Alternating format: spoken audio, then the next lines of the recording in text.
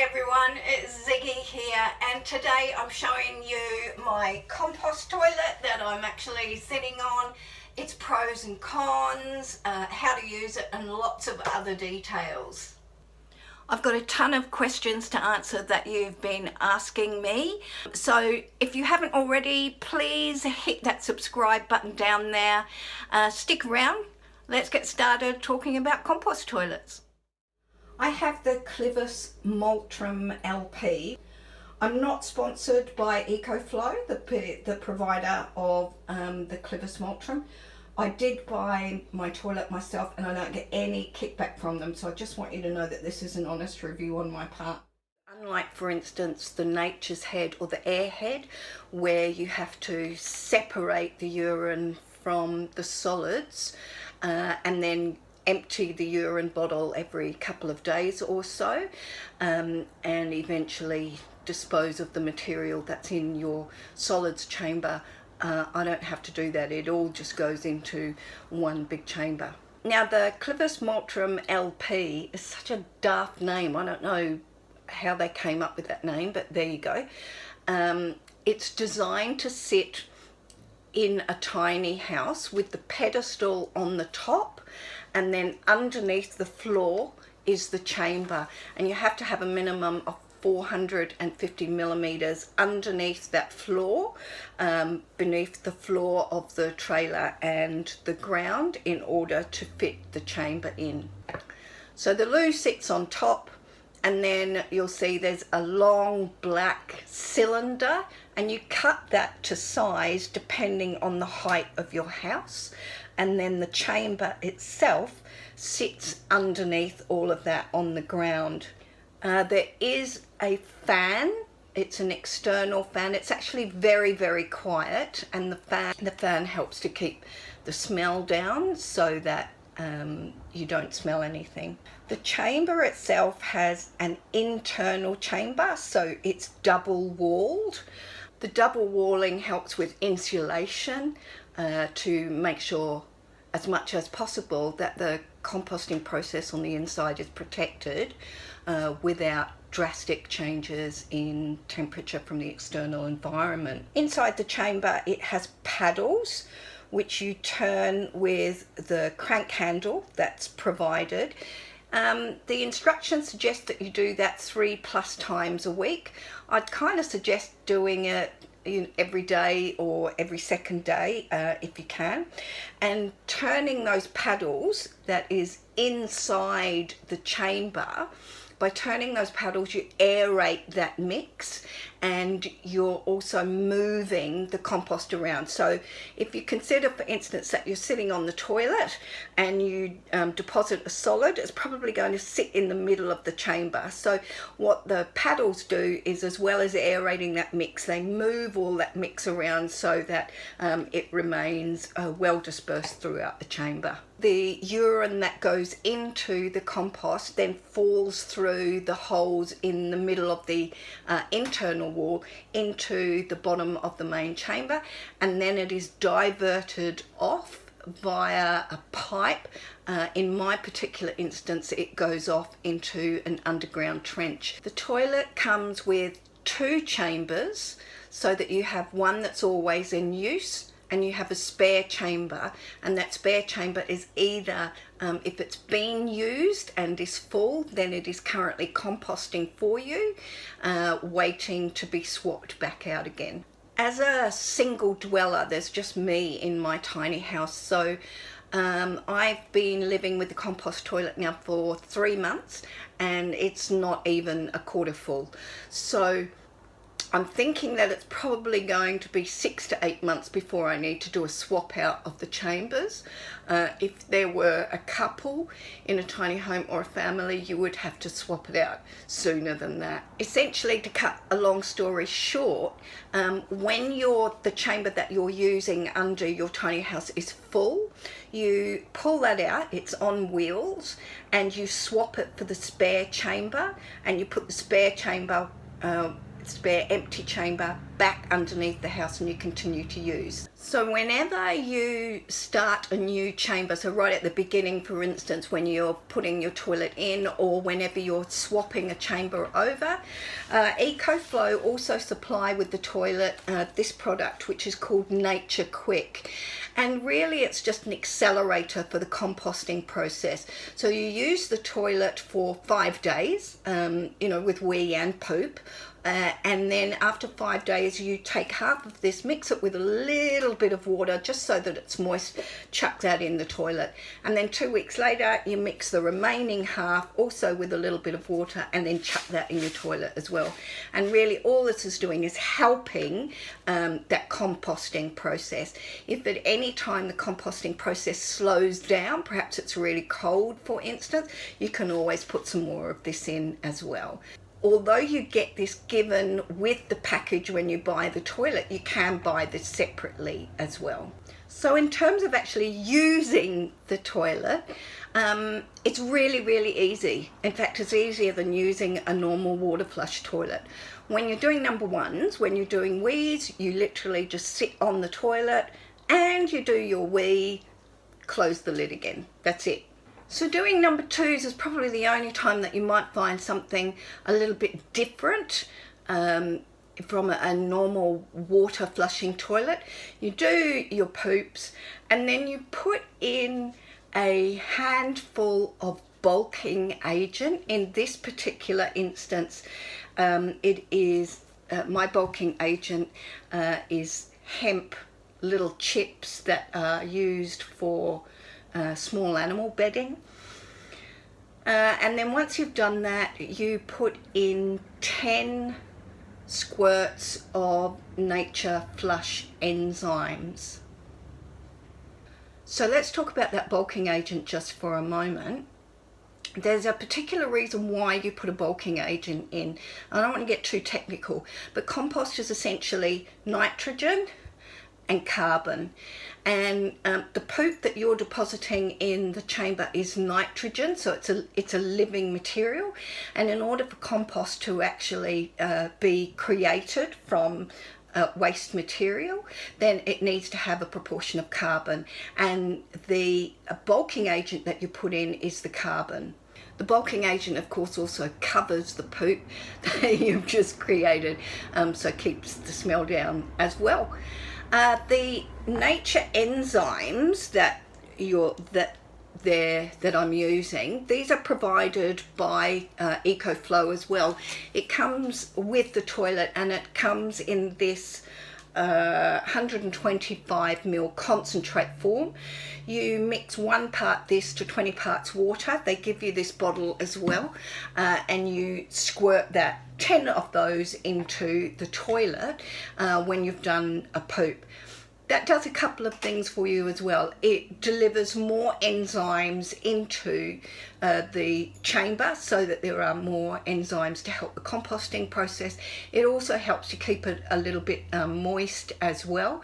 And this is also the product that they suggest you clean your toilet with as well. So let's talk a little bit about the pros and cons that I have found with this particular Clivus Multrum LP toilet from Ecoflo. Let's do the cons first. The first con that I noticed is that this is absolutely no good if you are a traveller in your tiny home. So if your tiny home moves around a fair bit with you, or if you're in a van, for instance, you're doing van life, it's not going to work. It needs to be in a permanent situation, or let's say as near permanent as you're going to get. If I were to move my house somewhere else, for instance, it would probably only take half an hour, if that, to dismantle it so that we can go. But I wouldn't want to do that every single time. So if you are a traveller and you do move around, then something like the Airhead or the Nature's Head is probably a better option for you in terms of a compost toilet. One of the other cons that I can potentially see, not for me necessarily, but for other people who are perhaps in a couple, part of a couple or part of a bigger family, is this system is probably not going to be big enough for you. If the system takes less than, say, 6 months or so before that chamber is full, you're going to need to buy a spare chamber, because when the chamber that's being used is swapped out, it needs at least 6 months to continue the composting process before you can use that matter on your garden.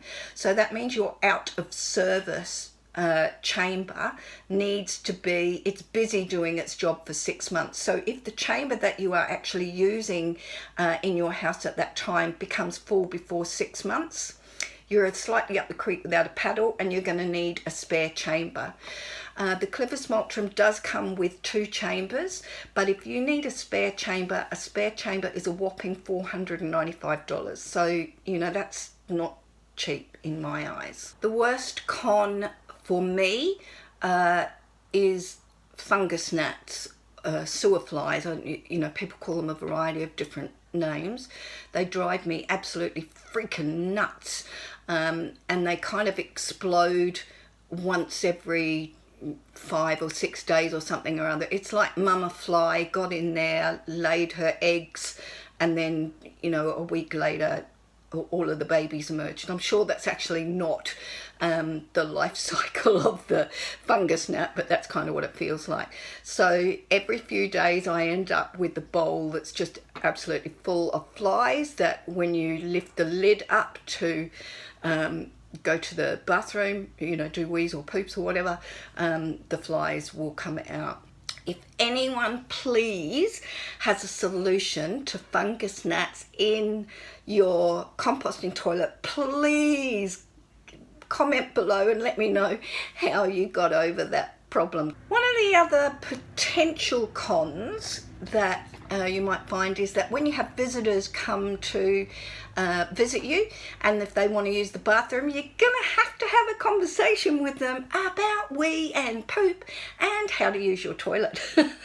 Now, Ecoflo do provide this perspex sign that you can put in your bathroom, and you know, it's great, and that's very helpful, thank you very much. But I do think rather than just leave this in your bathroom and let your guests get on with it, I think it's probably wise to have a bit of a discussion with them about how they need to use that bathroom, so that they don't kill off your compost with anything, or, you know, do something weird in your bathroom.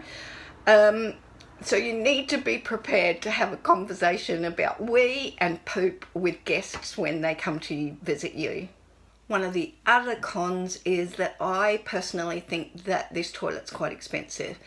To buy it here in Australia is $2,199.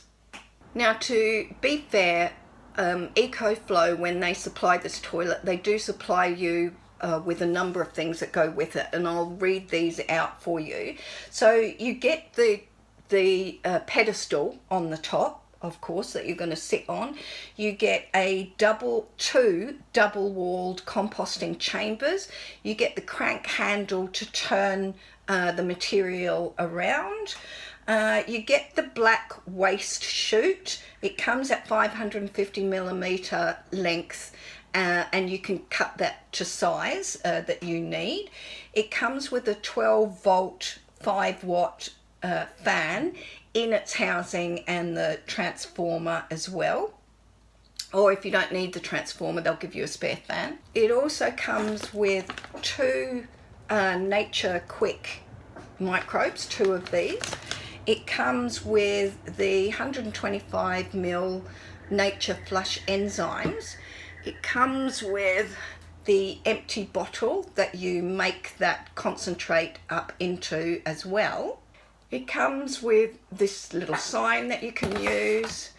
It comes with the bulking agent as well. And it also comes with a roll of Who Gives a Crap toilet paper too. And of course you get the instruction manual and everything as well. All right, so let's talk about the pros now, because there's quite a few of them as well. The first is that, jeepers, this toilet is so easy to clean. There's no rim around the top, so there's nowhere for germs to hide in there.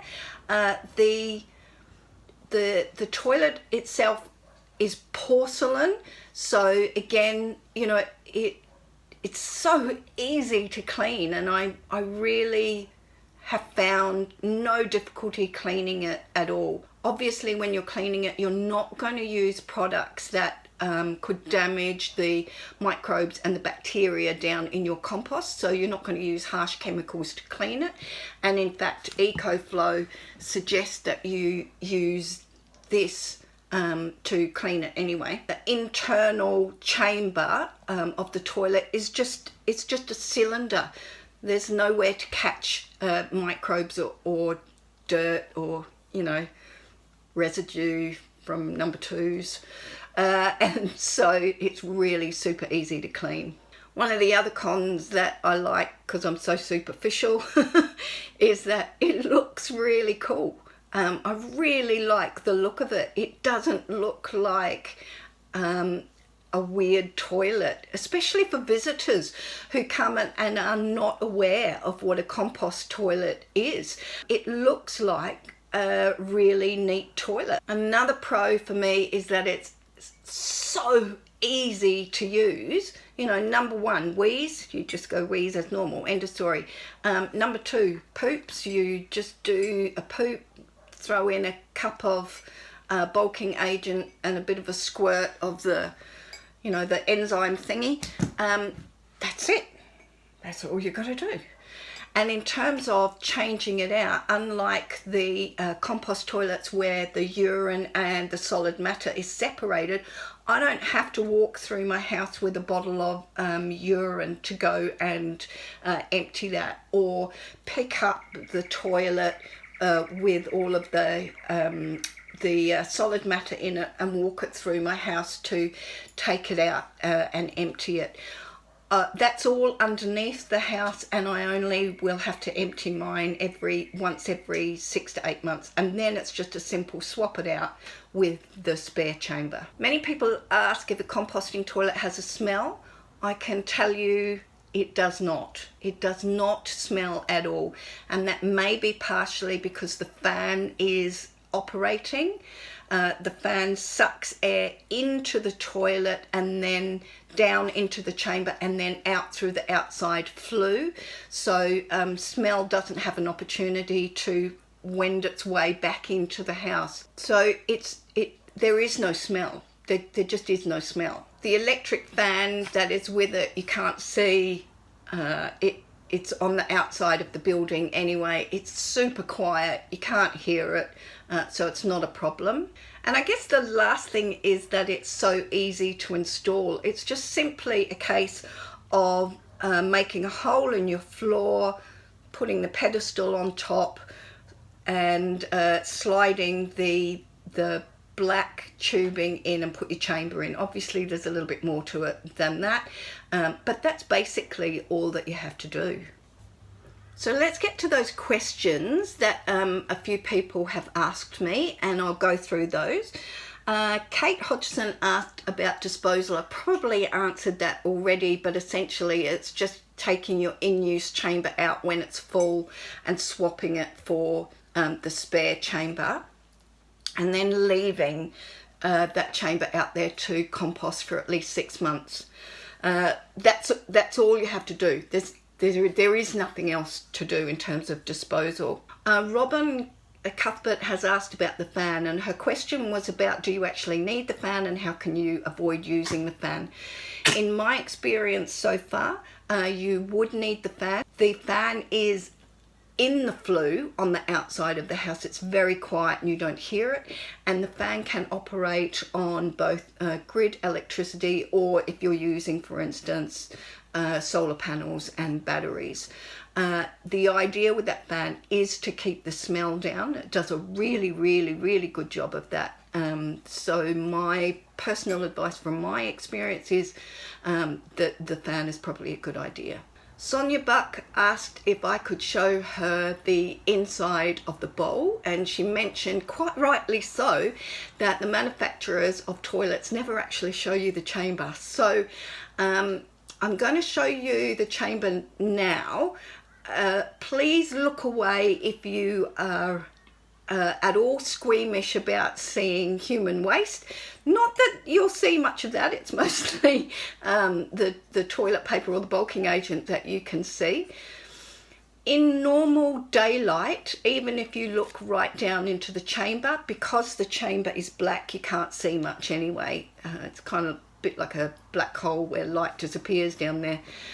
The only time that you will actually see properly inside the chamber is if you shine a light in there. Linda Trent asked me about using and living with compost toilets, so I think I've probably covered that as best I can already for you. Thanks, Linda, for that question.